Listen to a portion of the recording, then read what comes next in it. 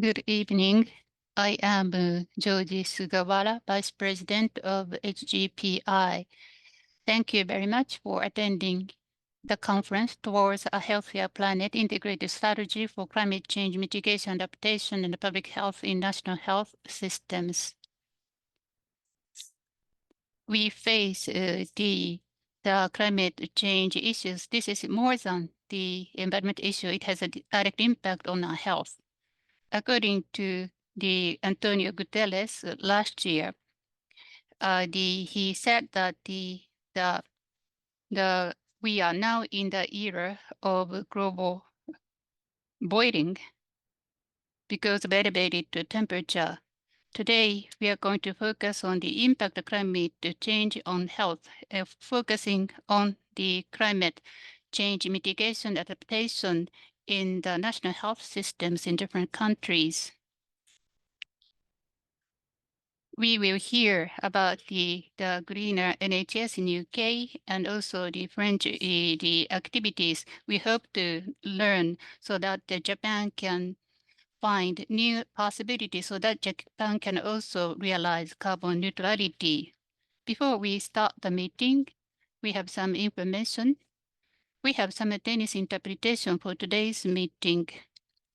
In the Zoom function, you can choose between Japanese or English, or you can also choose the original language.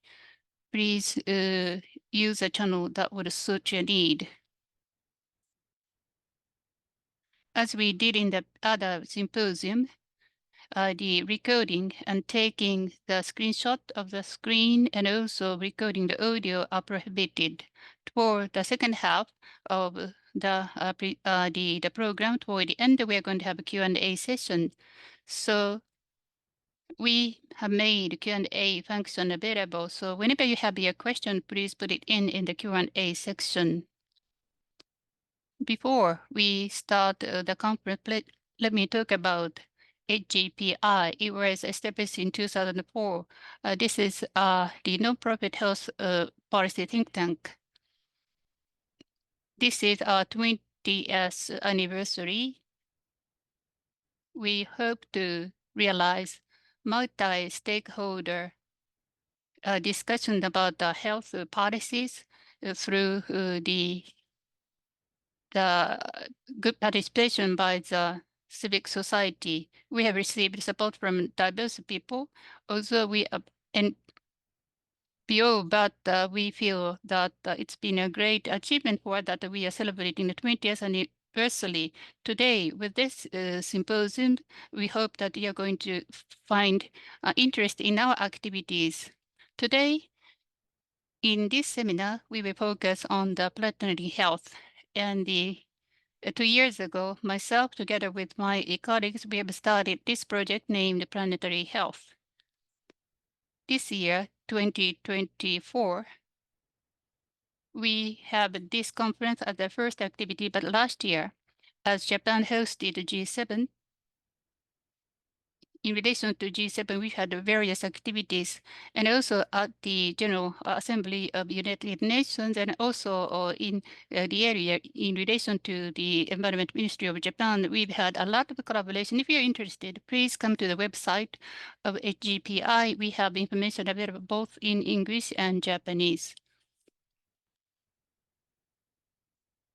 And this is today's program, as you have perhaps checked on the website.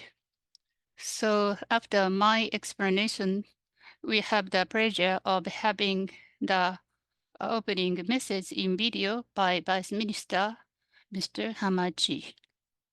Then Sara-san is going to give a presentation on UK. Then we are going to invite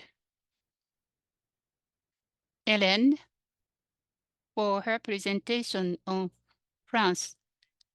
Then we will have some time to receive comments from experts who are related in the planetary health project. Then we will try to respond to a question we are going to receive. Then the chairman of our organization, Dr. Kurokawa, is going to offer the closing remark. Next, we are going to invite the first keynote speaker from UK. Head of Net Zero Delivery and Partnership in the Greener NHS program, NHS England. We have Sala-san with us. For her background, please refer to the information on the screen because we hope to give as much as time possible to the presentation. Now we are going to share her slides on the screen.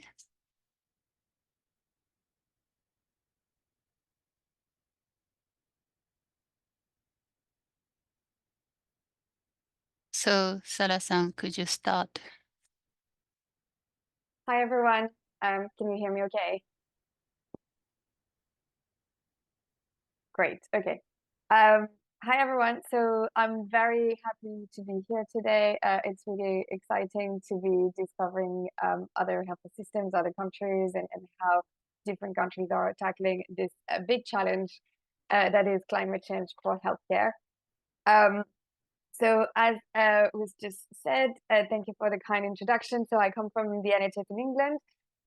Just to give everyone a bit of an idea, the NHS in England is the sort of public sector healthcare organization. So we cover about 230 hospitals, like organizations. Sometimes it's more than one hospital. It's what we call trust. So that's acute care, but we also cover primary care with like almost 7,000 GP practices. And just, you know, to give you a sense of the scale, you know, I'm going to speak about the work we do, for example, on supply chain. We have about like 80,000 suppliers. So it's a big publicly funded healthcare system. So just bear that in mind for the rest of my presentation. Next slide, please. So first of all, we've heard it already in the introduction and in the words from the minister, but it's always really important to remind ourselves, why does it matter?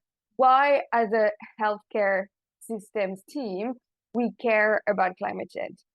And the answer is pretty simple, because our core mission is to protect and promote health for our populations, and climate change has a direct impact on health.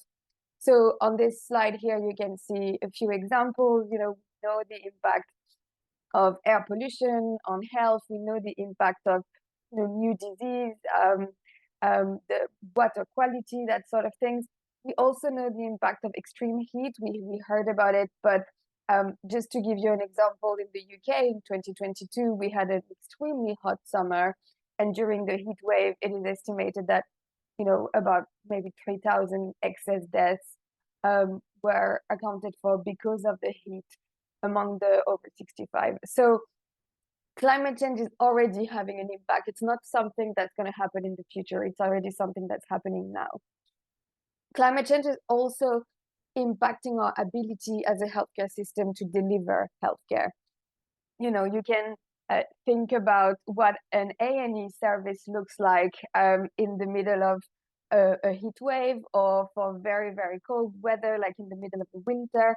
We know that it impacts like our ability to run our A&E services. Just even something as simple as like maintaining the temperature in our hospitals when the temperature is really high. We are not used to doing that. And it is not always easy to maintain the adequate temperature, for example, in our operating theater. So we have to learn to operate in new conditions, but also we have to think about, you know, what we can do to mitigate these events and like prevent them as much as we can. So this is the why it is important, but also we have a responsibility. Like healthcare, for example, in the UK, represent like 4 to 5% of the emissions in the country. So we can't ignore our own contribution to climate change, and that's why we have to look at what we're doing, and we have to look at how we can reduce our emissions. Next slide, please.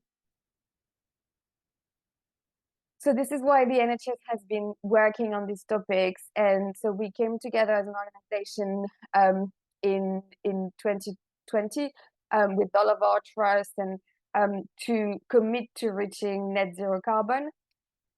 Just to be clear, I'm not going to get too technical, but I'm going to speak in terms of carbon emissions. This is a bit of a shortcut because actually you can see here at the top of the diagram, we speak about all greenhouse gases, but carbon is a way to account for those emissions in a simple measure.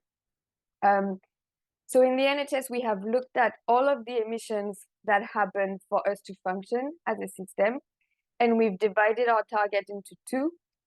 First of all, we've looked at what we consider are the emissions that we directly control. And for those of you who are familiar with the greenhouse gas protocol scopes, it's actually our scope 1, scope 2, and a bit of our scope 3 emissions.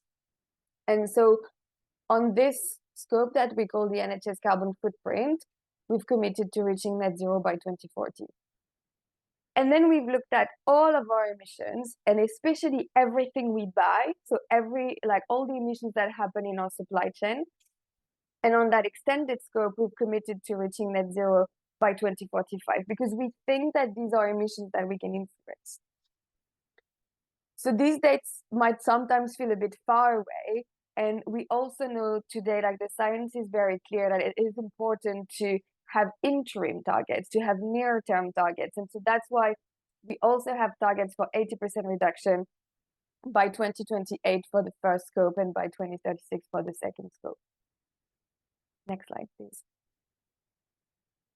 So just to give you a bit of an idea of what the NHS footprint look like.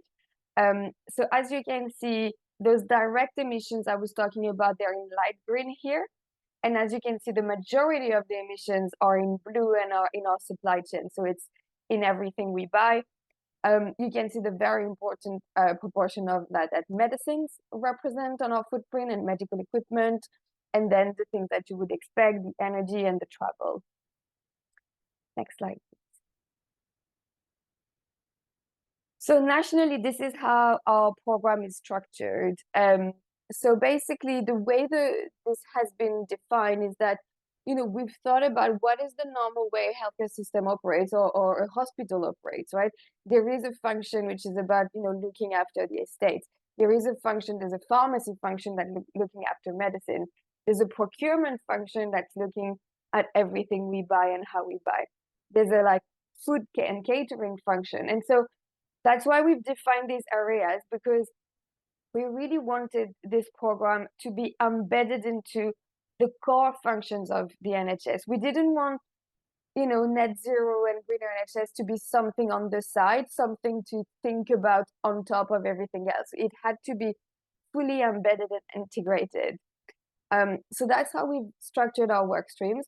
I'm not going to be able to cover everything today, but I'm going to give you an overview of some of them. Next slide, please. And then next slide.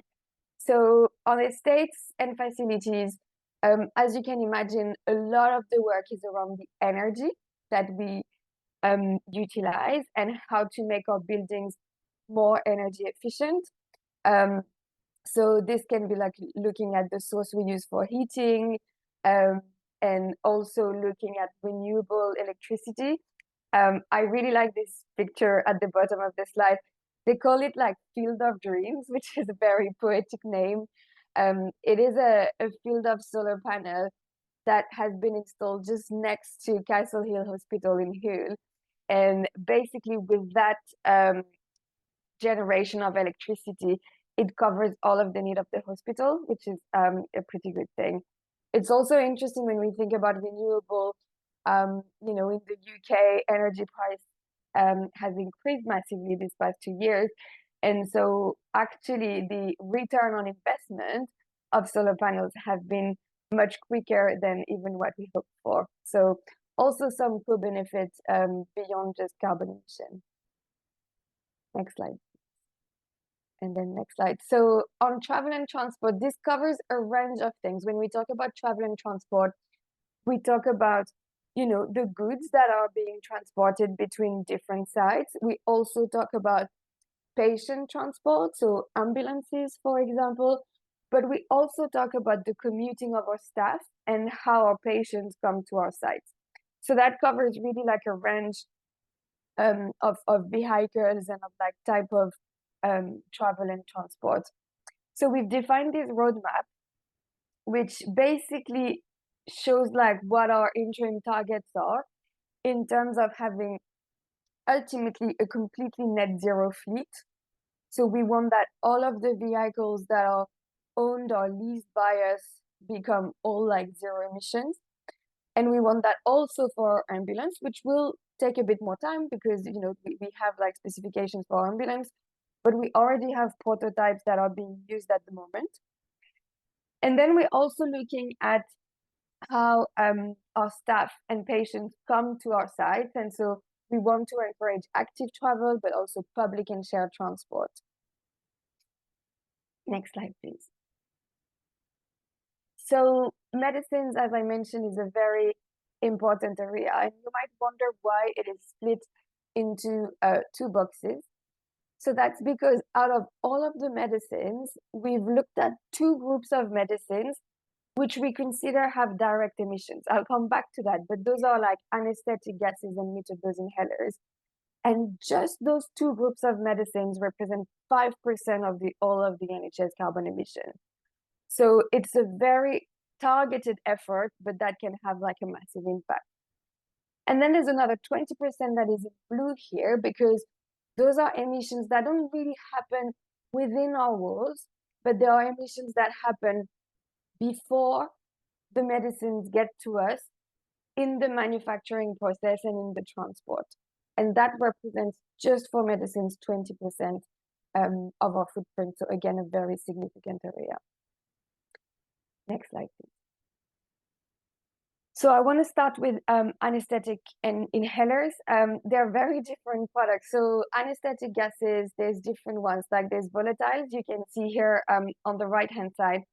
There's been a really, really great commitment from the anesthetists in the country who've looked at their practice and I thought, okay, how as an anesthetist can I reduce the impact of my professional practice?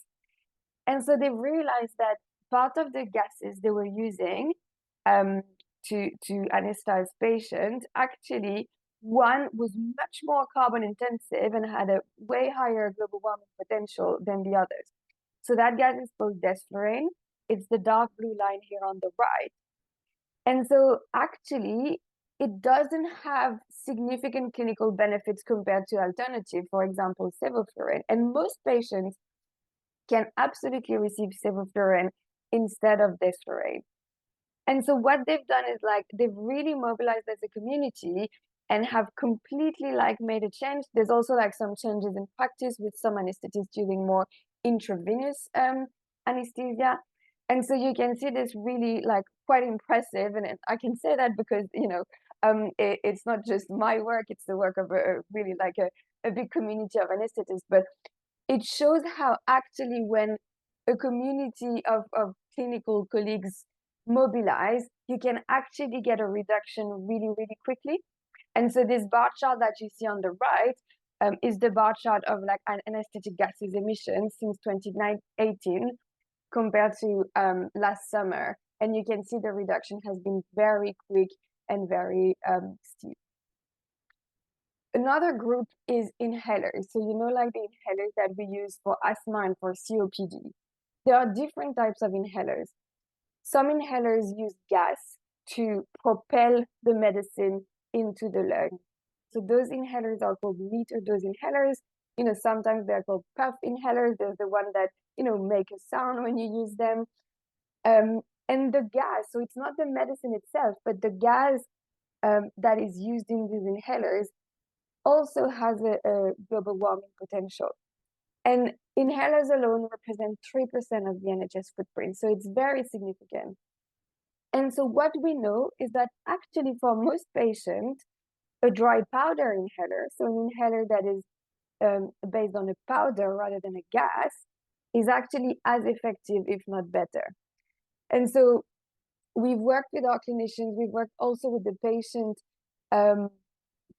association, so Asthma and Lung UK, to promote, you know, a review of the treatment of patients with asthma and COPD. It always have to be, you know, in a shared decision making with the patient. Like it's not something that we impose on patient, but it's about considering an alternative. And it's actually a great project because We know that in the UK, most patients are not using their inhalers optimally. Like there's much more we could do to improve like asthma care. And so having this conversation, which might be prompted by the environment, actually is also an opportunity to improve clinical care, to make sure that the patients know how to use their inhalers and make the best use of it. So these are two examples of what we're doing. We're also working on our emissions on nitrous oxide, but those are really like direct emissions from medicine.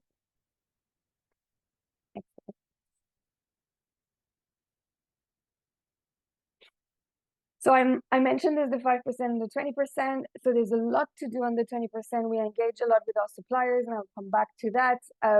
But it's also about understanding where those carbon emissions happen in the manufacturing and the supply chain of medicines, and then working on how we consume those medicines. So try to reduce waste, try to reduce overprescribing, which anyway is not really good for the patients, because we know like there are high risk with like polypharmacy, for example. And then working with our pharmacy colleagues. So we're working with the Royal Pharmaceutical Society to define what a greener pharmacy looks like, and like encourage our pharmacist colleagues to change the way they operate their pharmacy. Next slide. So I'm not going to speak about supply chain. As you remember from the footprint, it is a really significant part of our emissions. And so we know that if we want to reduce the emissions from our supply chain, we can't do it alone, right? We have to partner with our suppliers. So you might remember I told you like we have about 80,000 suppliers. So it's a very not only big, but also very diverse supply chain. And so when we started on this journey, we've engaged with our suppliers and, just to understand where they were on the journey and what they would expect from us. And so one of the things they told us, which was very loud and clear, was we want to come with you on a journey. We want to support you, but we need visibility. We need to know what's going to happen to us. We need to know what you're going to require from us. And so this is why we've developed this supplier roadmap, which explains how between 2022 and 2028, the NHS is going to implement increasingly ambitious criteria for their suppliers. So we've started in 2022 by including in all of our tenders a minimum of 10% on net zero and social value. So it means that now net zero is being looked at in everything we buy. And then from 2023, and now we're continuing, we've added a qualifying question, which is that for a supplier to do business with the NHS, they need to have a carbon reduction plan. And carbon reduction plan is not that complicated. It basically says that the supplier has a net zero target, and the net zero target has to be by 2050 or before. And then they have to explain their emissions across scope 1 and 2 and a subset of scope 3 emissions, and say what are their baseline emissions in their baseline year, and what are their emissions in the current year, and then explain their plan and the actions like they plan to take to get to their net zero target. So it's really to get suppliers started on the journey. It's really to get suppliers to start thinking about their emissions and what they can do about it. So we've started with the contracts over £5 million. We're extending it this year to all new procurements with slightly different requirements depending on the value of the contract. And by 2027, we will be requiring all of scope 3 emissions in addition to scope 1 and 2. And then finally, in 2028, we will be looking at product level requirements and asking for carbon footprinting information at product level. It takes a bit more time just because, we need to make sure we have standardized methodology to ask that question to supplier. And we need to make sure we also know what we're going to do with this information and how we're going to use it in the procurement process. So that's why this is the last milestone on this roadmap. Next slide, please. So while it's important to think about what our suppliers can do for us, it's also important to think about what we can do to reduce our emissions in our supply chain. And so one thing that we talk about, is circular economy. And you might have seen different version of this. Like we call it the 5 hours. There are versions which are like 3 hours or 4 hours or waste hierarchy, but really the spirit is the same. Is that like, first of all, do you really need to buy what you want to buy? Second, like if you really want to buy something, can you buy something that's reusable rather than single use or that has been reprocessed? And if you really need to buy something new, can you buy something that's made out of renewable material or recyclable material?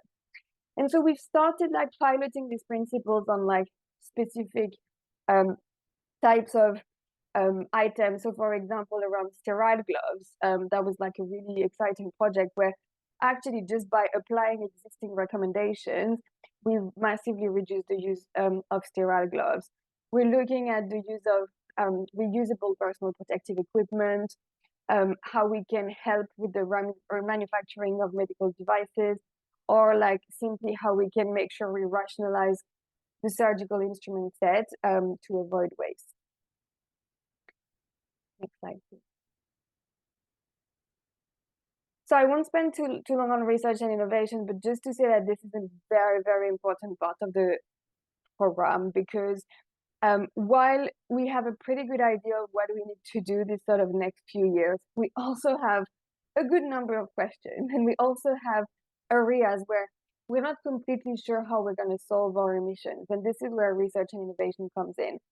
And when we talk about research and innovation, it's really like all types of research and innovation. So it's academic research, but it's also, you know, small business, supporting small business to innovate. And it's also supporting our own teams and our own like frontline staff who, you know, at the end of the day, have the best idea on how to optimize the way they deliver care. So how we can support them to, you know, really build those innovative ideas and then implement them. So that's how we have different ways to support these different types of research and innovation.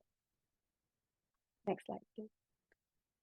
And finally, as a healthcare system, you know, I can't speak about net zero without speaking about the importance of low carbon care. And, you know, so far I've talked about things a bit as function, you know, medicine, procurement, but also that's not the way our patients experience our system, because obviously they experience it as pathways and as specialties. So we're also working, you know, with like clinical teams and clinical programs to make sure that like we think about how to reduce our emissions along pathways. And so that really relies on very simple principles that, you know, at the end of the day, green healthcare is good quality healthcare.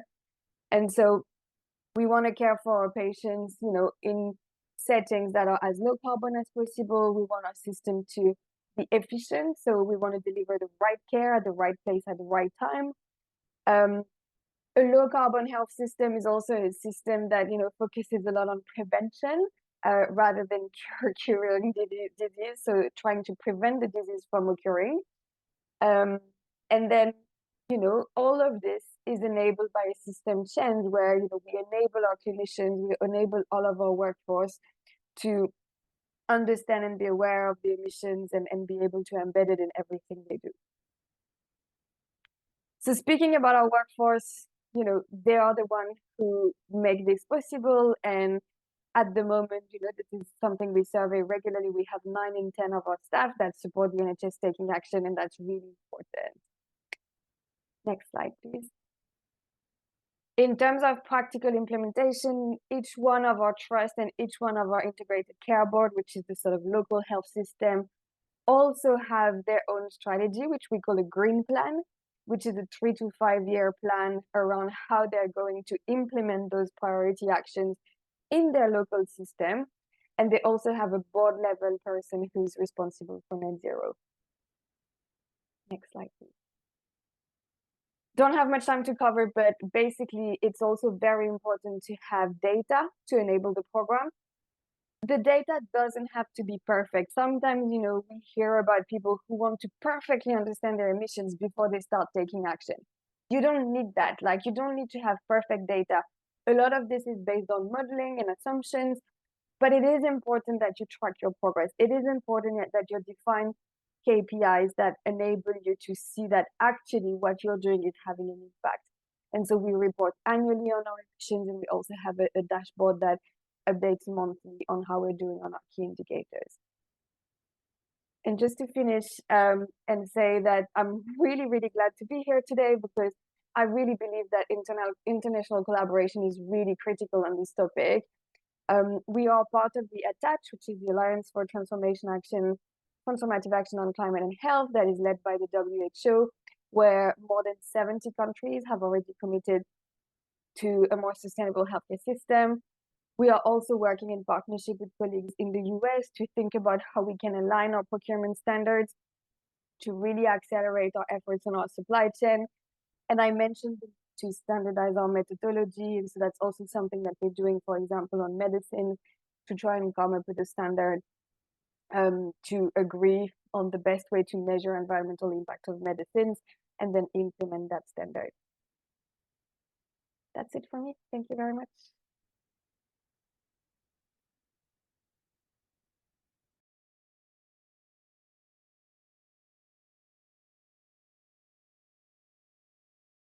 Yeah, thank you very much, Ms. Ueno. So without any waiting, I'd like to go to the second, so that the keynote speech from the Elaine Quinlan, so that she's going to present the practice in France. So as far as I know, so that France very recently, so that formulated a very recent national so that plan with the support from the UK government. And very briefly, so please talk about your experience, so that the UK has a rich experience, but what is an activities conducted by France? What is your plan of the actions you are planning? So Elaine, would you like to start? Hello, everyone. First of all, thanks to the Health and Global Policy Institute for inviting me to present the French National Plan for the Ecological Transition of the Healthcare System in France.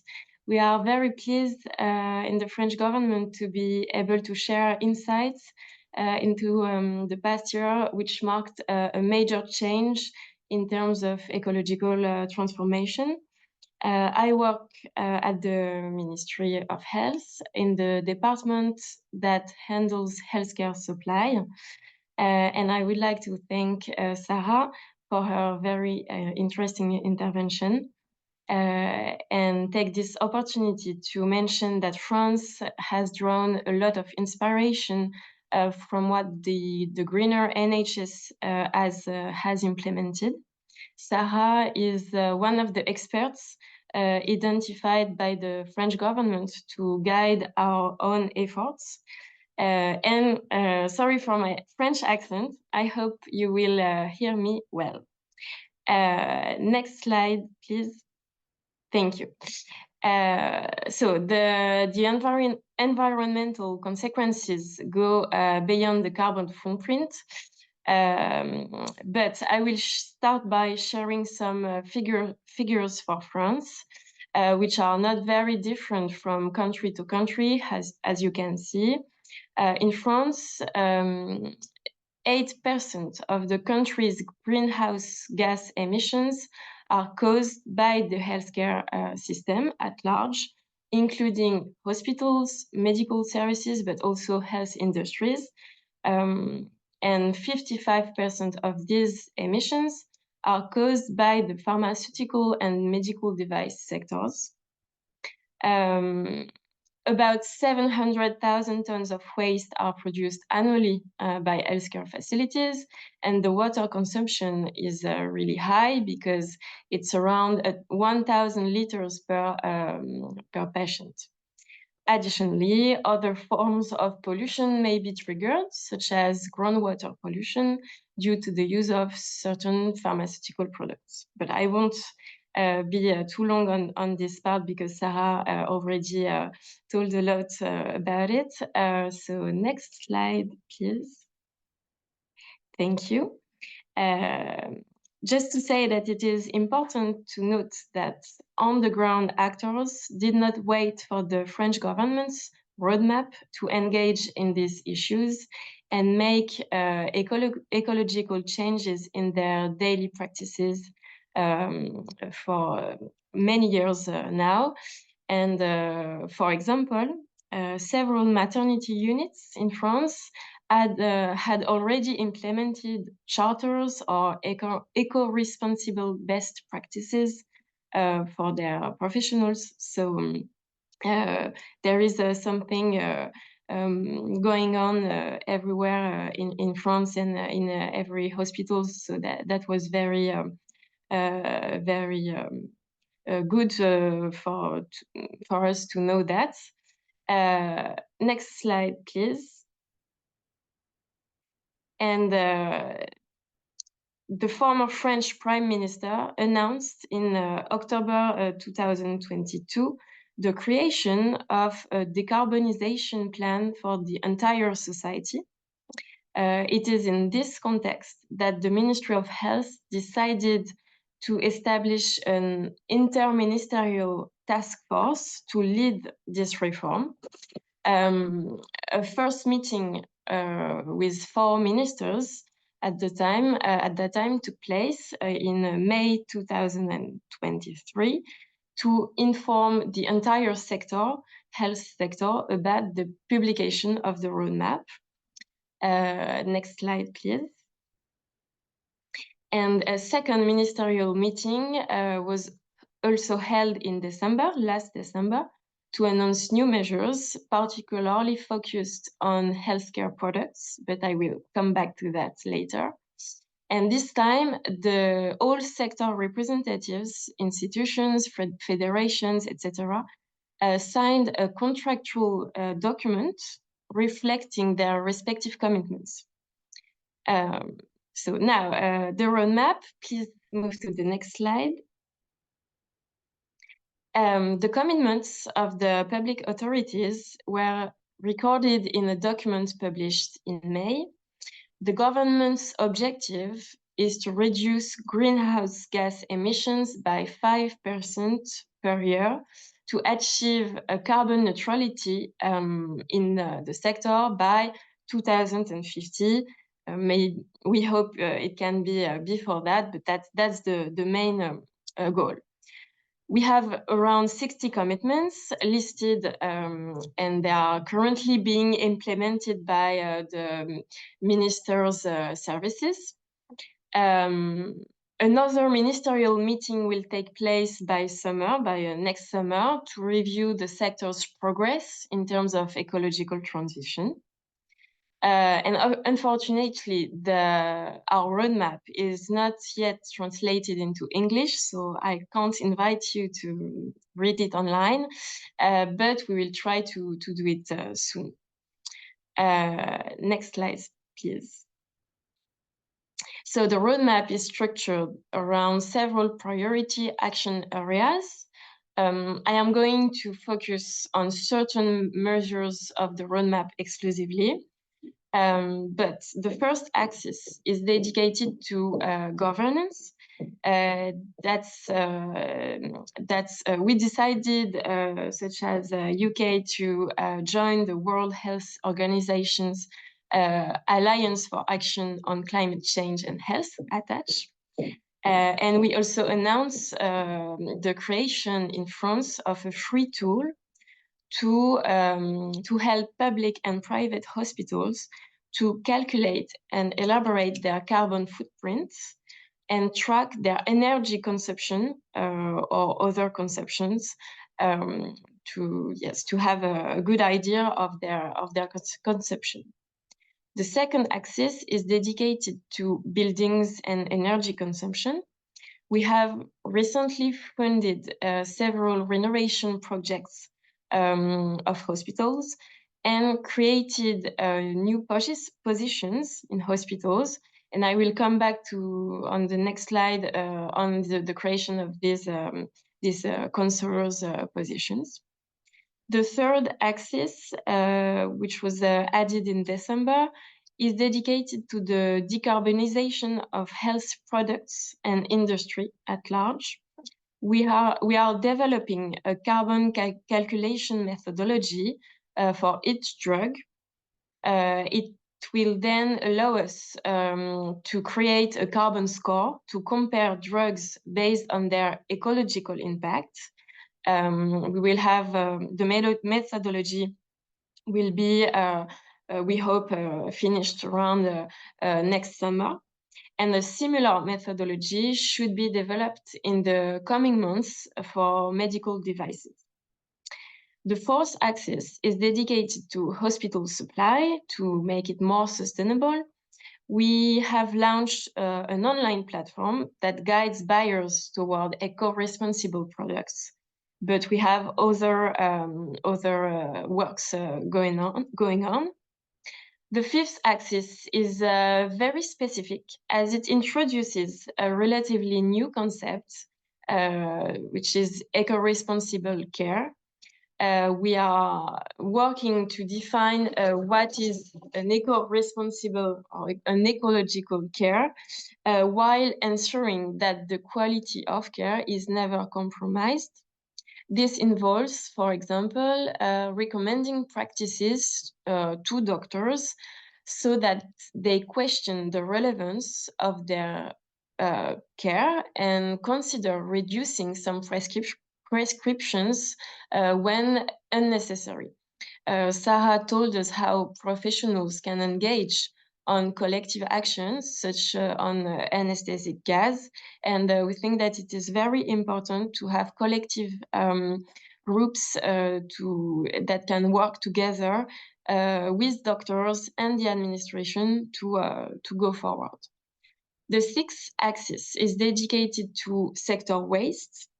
We have launched several projects to try to reduce their quantity, especially for food and plastic waste.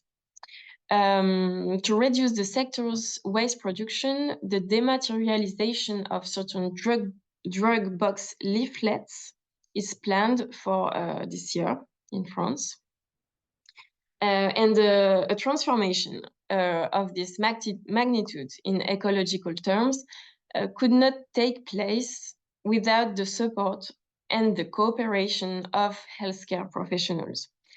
That is why we also rely heavily on research and training in this field.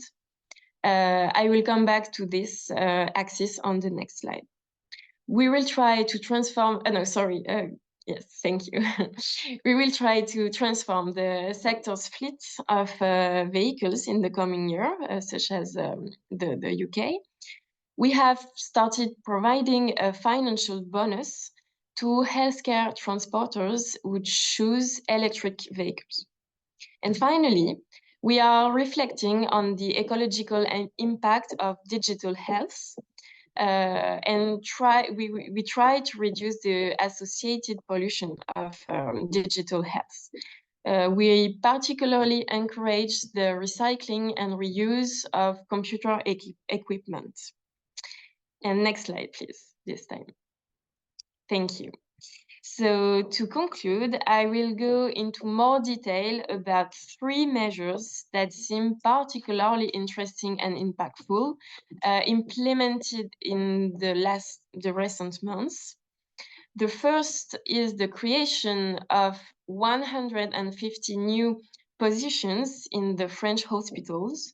They are called Eco-Transition and Energy Advisors, and they bring new and interesting skills to hospital management to guide local decarbonization strategies and help these strategies to be put in place. And they will also be the ones to use the carbon footprint tool currently being finalized that I told you about earlier.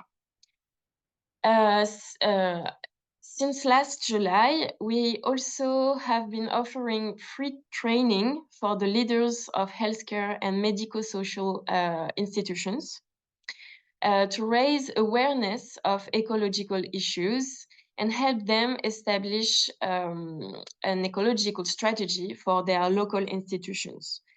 So yes, we started that last summer. And finally, an experiment will be conducted from 2024 to 2026 to assess and possibly authorize the reprocessing of certain single-use medical devices with high environmental impacts. The practice has long been feared by the sector due to inherent health risks. But this experiment reflects the huge cultural change at work. Please move to the next slide. Thank you. So all these efforts demonstrating a strong commitment and a desire to make rapid progress on these central issues are intended to be enriched in the coming months. As you can see, my presentation was heavily focused on the topics of ecological transition and in the healthcare sector, but we will also initiate reforms on adaptation to climate change. We will start in the next weeks to work on adaptation to climate change. We are well aware in France that it is necessary to place ourselves within a comprehensive framework of One Health, and that taking care of the planet is also about preventing new diseases, infectious diseases, and promoting overall health. Thank you very much for listening to this presentation, and I am available if you have any questions.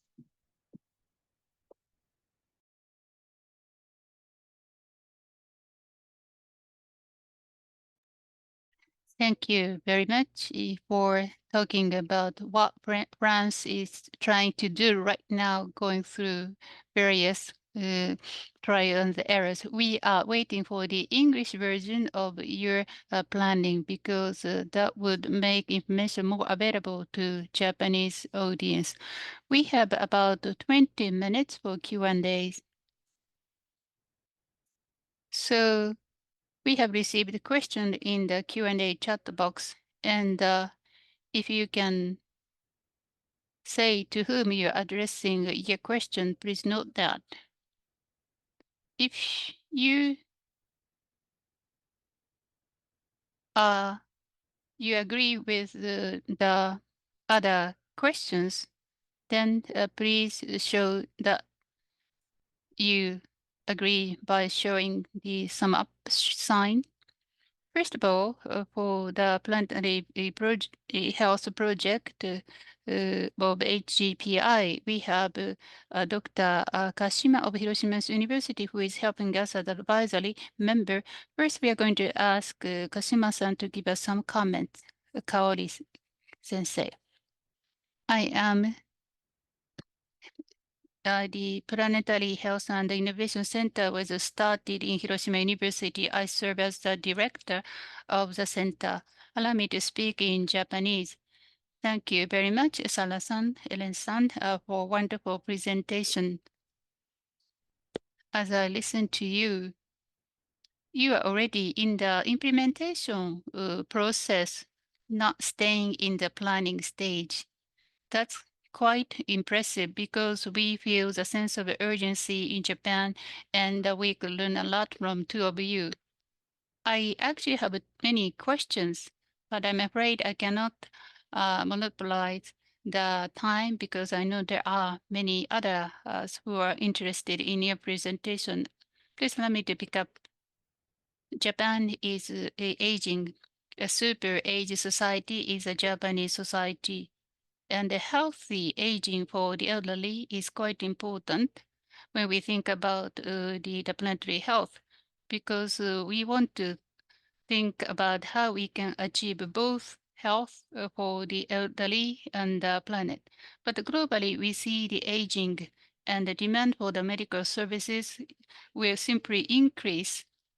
In Salah and Ellen, you talked about together with the supplier chains, you were working, but also you are trying to change the perception on the part of the patient, and you are trying to innovate the emergency transfer of a patient. Whenever we think about the medical policies, now that the NHS and the France the Ministry of Health is trying to achieve, I have a question. So in the healthcare sector, you are trying to achieve something. And how do you position these activity in the overall national strategy? Because it's beyond the medical services. It must be positioned as part of the national strategy. How do you position your activity in the national strategy? And talking about the healthcare, the services, your examples are wonderful. But your collaboration with other ministries must be quite important, going beyond the Ministry of Health. And together with HGPI, the ministers are working in silos, but we need to connect the different ministries so that we can have integrated strategy at the national level, going beyond the barriers of the silos in UK and in France. And how do you collaborate with the sectors other than the healthcare sectors, and what are the strategies for you to do that? These are my questions.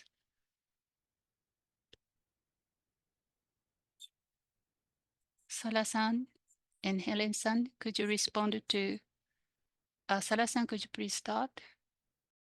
Yes.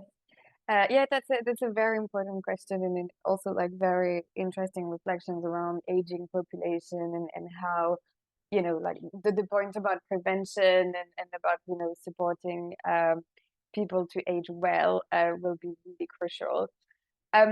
In terms of cross-government, I would say definitely it is important to collaborate. And so I'm going to give a few examples.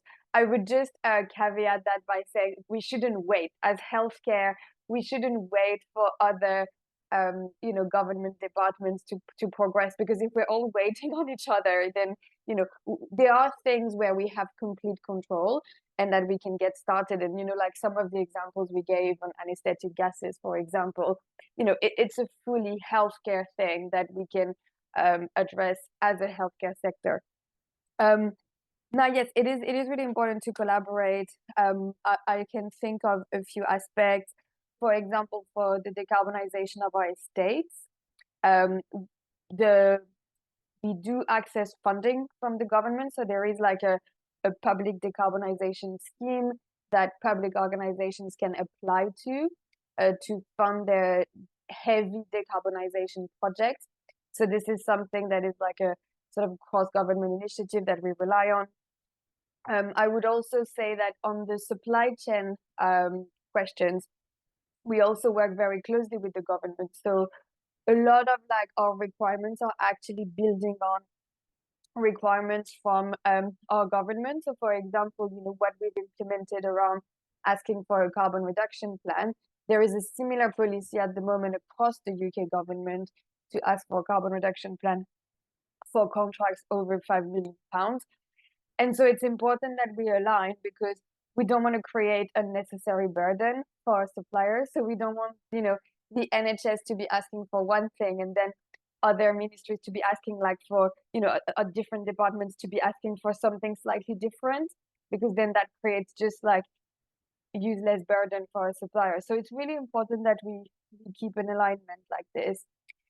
And then sometimes also we have like more specific areas for collaboration. So we've been collaborating with some of our colleagues on like sustainable food buying standards, and you know, how we want to make as a whole in the public sector in the UK our food provision more sustainable. We've been also collaborating on the F-gas regulation. So, you know, the gas that is in the inhalers that I mentioned, it's a fluorinated gas. Sorry, that's a bit technical, but it's a type of gas that, as the UK, we have committed to reduce the use of, and so we make sure to align with our colleagues who are working on that regulation. So yes, we do definitely collaborate, and I would say mostly to either accelerate what we're already doing, or to make sure that we don't create unnecessary duplication or burden, and we make sure that we align and we learn also from each other. But there are also things that are just healthcare and that we should definitely start doing, you know, without waiting on other departments.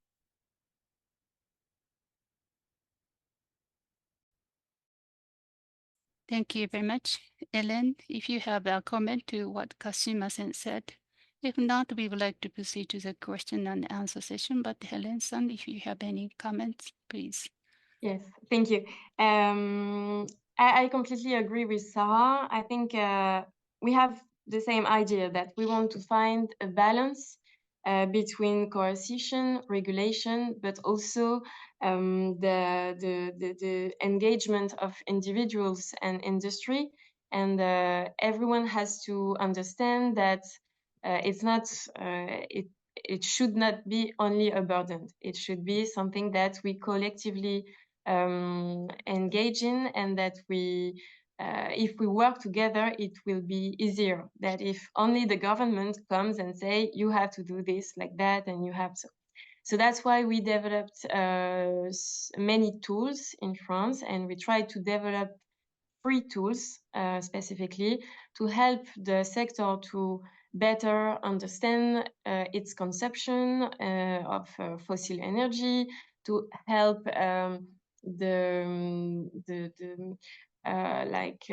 directors of hospitals to better understand what they can improve, and where their major impact is on environment, etc., etc. And we also have some discussions ongoing with suppliers, especially public suppliers, to help them also choose better products, and like always think about the environmental impact when they choose products. And that was not the case 10 years ago, so that's a major cultural change, but we are doing it with them.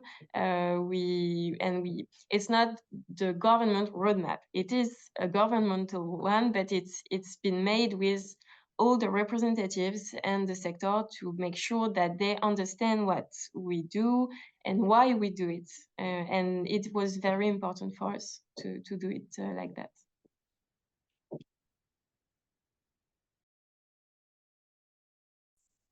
Thank you very much. Thank you very much, Saori-san. We have received questions, and I would like to pick up some of the questions that has received many the agreement. The first question is quite specific to Japan, and perhaps this is a question to Sarah.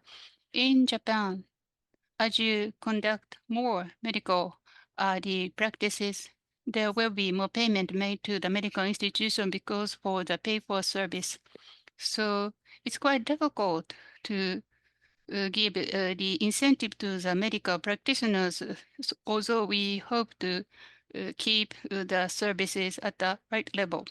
You have GP as the gatekeepers. By having the payment system like you have in NHS, would it be possible for Japan to improve the situation? I actually think it could be also a question for Ellen, because like France is more on a pay per service basis than the UK. In the UK, the payment system is different, so we don't really have this adverse incentive. However, one example that I would say is that sometimes you can compensate that. I don't know how the Japanese system works, but in the UK and in France as well, there are payment based on objectives.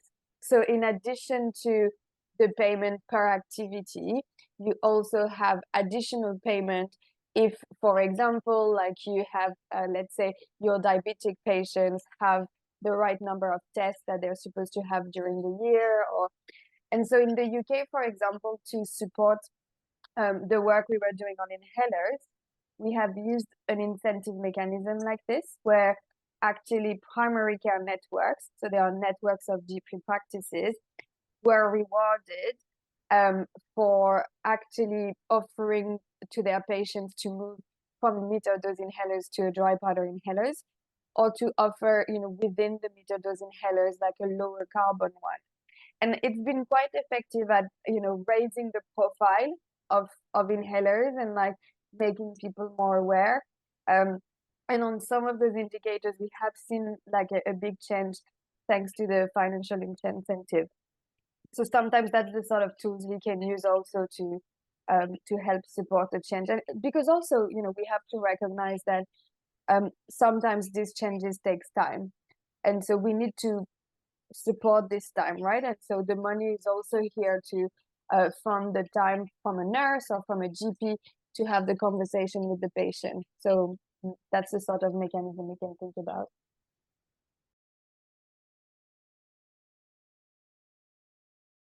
Thank you very much. Elena, do you have any additional comments you want to make? Yeah, thank you. Indeed, in France, we have a fee-for-service payment system, and we are considering evolving our system based on ecological criteria. However, at less than a year from the roadmap's publication, we prefer to focus on tools, on recommendations and best practices for now, to be sure that the sector is engaged and understand what we want. And then maybe later we will assess how to move towards an even more regulated system. And this will likely be the case for medications, as I mentioned during my presentation, with the carbon eco score per medicine box that we are trying to elaborate.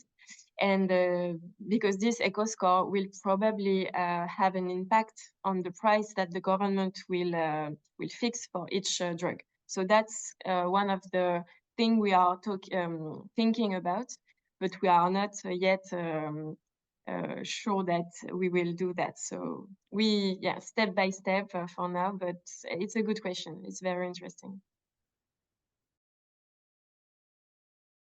Yeah, thank you very much for your answers. So net zero, next question is related to net zero. So annual plan of the net zero, so that in order to get the agreement and from the managers of the hospital, what is the largest challenge? So in order to overcome the challenge, so what did you do? So what is the secret of getting the buy-in of the administrator of the hospitals?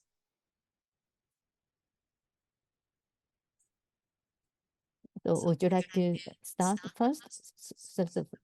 So how so that did you change the mindset of the healthcare provider so that they would buy in the net zero system?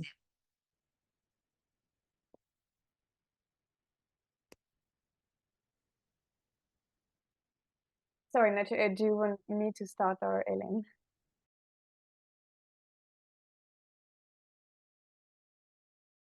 Okay. Sarah, please, then Helen.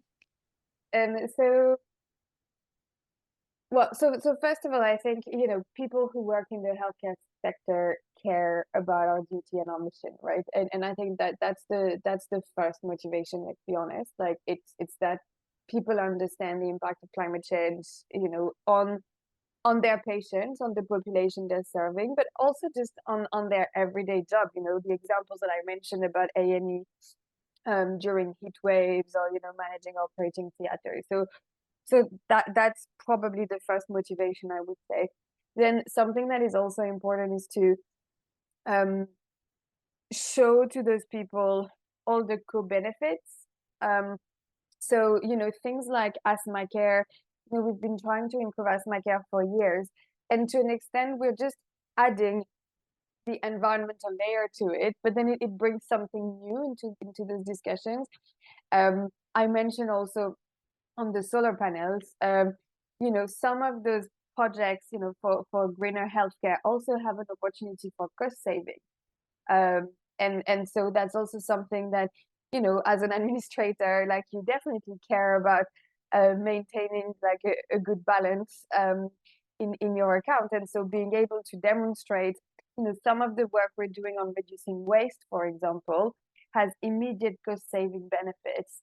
And so I think it's very important, you know, I keep repeating that, but that we are embedded into everything and we are linked in with what's already happening, you know, that green healthcare is high quality healthcare, because actually that's how you show people that you're not asking them to do more, you're just asking them to do differently and to also contribute to anyway, their other objectives and the objectives of their job. And I'd say that's probably the best way to get people on board is to appeal to what they want to achieve in their job and mission. Thank you very much. Helena-san, please. Yes, what Sarah said is the same in France, and I share the same idea. What we often observe in France is that healthcare professionals already on the ground were calling for drastic changes in their hospitals. So the leadership feels that they feel the need to evolve to meet their demands. And professionals didn't wait for the government roadmap to change their daily practices, and they need our help for some of the changes that we have to make, but they started without us. And indeed, of course, there are potential cost savings involved, and Sarah is right. And there are also significant savings when you reduce the consumption of meat, of red meat in hospital cafeterias, for example. And that's something that they are really interested in because, for the strategy of the general strategy of the hospital, it's interesting.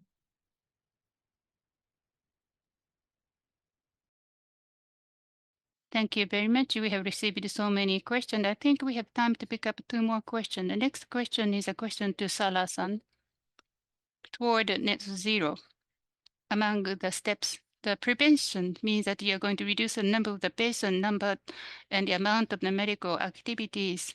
I think the impact on the reduction of emission must be very high, but Japan is super aging, and the keep the health of the elderly is quite important as a climate mitigation method, because this is a way to protect the aged people. In England, what do you do in the scope of prevention? What are the specific measures taken? Sarah-san, please. So I don't think we have specific measures that are just climate change related, right? It's important, I think, none of the things we're doing should reduce the quality of care. And that's a starting point. I gave the example of inhalers. It's actually about emitting less, but mostly like caring better for our patients. So I don't know, like, the volume of care might change, but it's also the type of care. So it's, rather than investing a lot of time like in the acute for like very progressed disease, like try to invest more time in primary care and in the community to prevent those diseases from happening. So there are lots of things happening in the NHS around, sort of prevention, and like one of the things we're exploring is like social prescribing and personalized care. So trying to think about, could we actually take better care of our patients, by encouraging them to do more physical activity, to, rather than go straight to a medicine-based treatment or surgical-based treatment. So there's a lot of work in this area. Personalized care is also really important, like understanding that, you have to make a care plan that is right for the specific patient you have in front of you, and make the patient sort of empower the patient to also be driving their own care and like contribute to the decisions that are made. And probably like there would be loads to talk about. The last thing I'll mention is, I mentioned we have these integrated care systems, so which are a sort of local system of care. The whole idea, this is quite new. This has come into being, like 2 years ago. And the point of these systems is also to link with other sort of border care networks. So for example, local authorities that look after housing, and so because we know that actually we can care for a patient from a medical point of view, but if they have very poor housing, then they will always have health issues. And so that's the whole idea with the integrated care system, is to bring the healthcare sector closer to other sectors locally that matter to the health of the population. And so that's also one thing that has been implemented, and is currently, it is a work in progress. It is something that the systems are working on. Yeah, thank you very much. I'd like to go to the last question. I'd like to hear from both of you. So, some this question might be overlapping with the previous questions, but in order to so that we have the limited so that the finance of the healthcare. So who or which so the ministry will be sort of financing the measures of the climate change. So the budget of the climate change, so that should so that the how to secure the sort of finance for the climate change activities. So which department so that should be so that the leader, so so that we have so that are you going to subsidize the hospital so that they can so that take the countermeasures, or should we reduce the budget so that of the healthcare so that they can take necessary countermeasures against the so that the climate change. So the 70% of the so the climate change might be coming from the health so that care the sectors, including transportation and others. So to what extent so the efforts in the healthcare would be effective in reducing the emission nationwide? So I'd like to start with Helen, and followed by Sarah, please. Yeah, thank you for this question. It's really interesting. Actually, one of the main objectives that we had when we started to create our roadmap was to be sure that all the ministers in charge of ecological transition, but also budget and health, were involved and were aligned on the same final goal. So the roadmap that I presented is a part of a bigger roadmap that is led by the Prime Minister of France. And they try to connect all the different reforms in the different sectors of the society to be sure that that everything is linked and can work together. So all the measures I presented to you were approved by the Ministry of Budget and the Ministry of the Ecological Transition.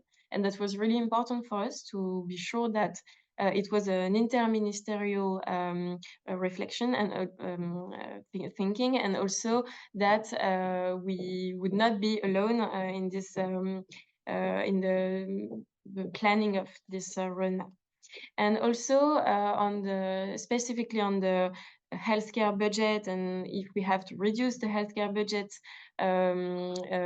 because of the ecological transition, I don't think so. I think that it depends on what you are talking about. We said that you have cut you can have cost savings in some parts of your plans, and also you have you also have huge budgets if you want to talk about estate and move start using less fossil fuels and using more electric vehicles. It costs a lot, we know that, but that's why we have a plan that is organized to be how can I say? It's a plan the goal is 2050. So we don't have to do everything the same year. We know that we have some years ahead to plan it and use the budget well. Yeah, thank you very much, Sarah. How about you? Yeah, I think Ellen covered the question very well. So the first thing is to really identify what in the program requires extra budget and what doesn't. And I would agree with Ellen that, you know, estates and travel probably do require investment. And so that's why, you know, on estates, I gave the example of like applying to public decarbonization scheme because it's beyond just healthcare. But a lot of the other things we're doing actually can be cost saving or cost neutral. So it's really important to have that mapped out, and you know it does require time, but it's important to look at it this way. And then we talked about aligning like cross government. So again, I think it's important to build on that to make sure that whatever plan we put in place has the budget that is required when we need it, and in alignment with the broader government plan. Yeah, thank you very much. So with this, we'd like to close the Q&A sessions as well as the keynote addresses. Thank you very much for all of the questions. I'm so sorry we are not able to answer all of the questions. So, but this is the beginning of the dialogue. So we'd like to organize similar so that the webinars and again. So I hope so the viewers, participants, so that will be kept interested in the activities of the keynote speakers as well as our activities. So I'd like to invite Ms. Dr. Kurokawa, the chairperson of our organization, to say a few words. So there is an interpretation service. So I'd like to speak in Japanese. So thank you very much for the nice discussions. And I understand this is a very difficult issue. And the pandemic, during the 3 years of the pandemic, we thought that many things are changing, and the way of doing is changing at the government, at the businesses, because of the higher use of the internet. I will be in Paris. I go to a OECD meeting, and the topic is AI and health. So at the OECD headquarters in Paris, I will be there to discuss the AI and health. So like what you're doing, the health system is different from country to country, but because the societies are aging and the longevity is a wonderful thing, but we have to make longevity something better, and we may be able to get a new model. And the model provided at the international level must be fed back to the national systems. So the sharing of information with all of you is quite productive. I would like to thank everybody. And Japan has hosted G7 meetings and the HGPI. In the health minister session, we had a participation. We offered our comments. I hope that kind of process will increase in each countries, because in that way, decision makers will receive good support from our sector. I do appreciate that you participated in this session, preparing for the session. Thank you very much. Sorry, there was some difficulty for us to share the screen. But with this, we would like to conclude today's conference.